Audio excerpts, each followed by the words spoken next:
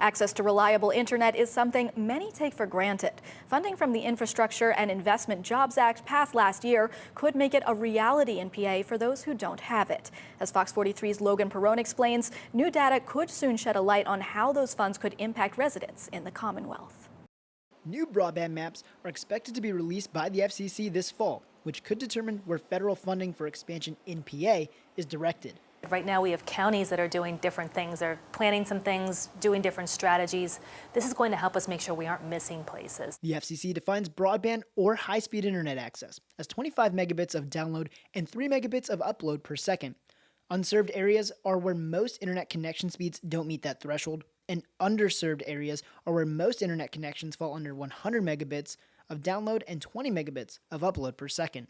New maps are essential in determining priority for where the needs are the greatest. Those communities that are unserved will get first priority, followed by underserved.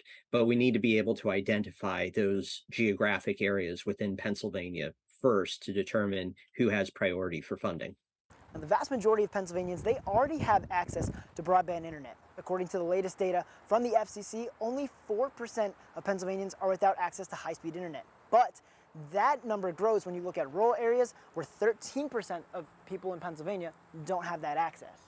COPCO says that rural areas generally have less access to broadband internet, often due to lack of infrastructure, causing issues for those who reside in those areas. So much of what we do is connected to the internet now.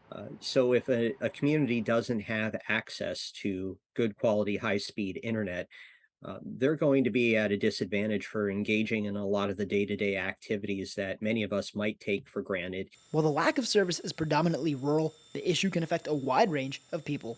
But we even saw gaps even in our urban areas. There were pockets, even issues with access. So getting the actual fiber out, getting the information out is critical, but then so is making sure there's access. Logan Perrone, Fox 43 News.